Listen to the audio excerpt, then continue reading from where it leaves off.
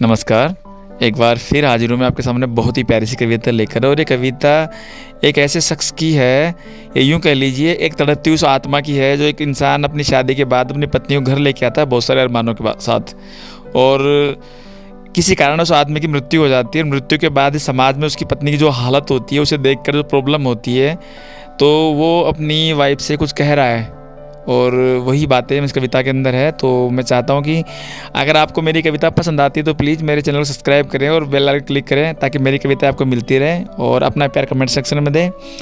आप मुझे बताएं कि आपको मेरी कविता कैसी लगी, ताकि मैं मोटिवेट होता रहूँ और अब आगे कविता लिखता और आप लोगों के सामने रखता रहूँ। और मेरे चैनल को सब्सक्राइब, लाइक और फॉरवर्ड करें। Thank you.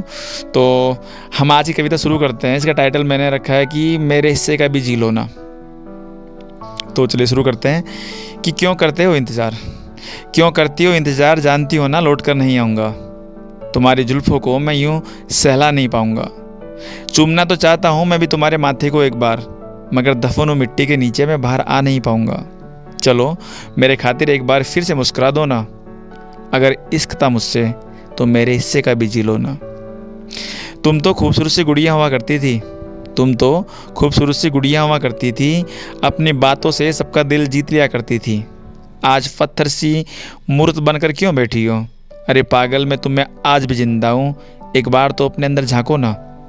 अगर इश्क था मुझसे तो मेरे हिस्से का भी जी लो ना।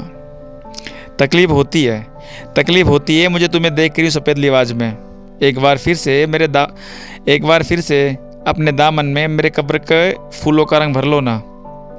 इतनी ही हसीन है दुनिया आज भी, जरा मेरी यादों की चादर को उतार कर देखो ना। दम घुटता है मेरे यहाँ कब्र में जब तुम्हें देखता हूँ जिंदा लाश सी। तो मेरे खातिर एक बार फिर मुस्कुरा दो ना। अगर इश्क था मुझसे तो मेरे हिस्से का भी जी लो ना।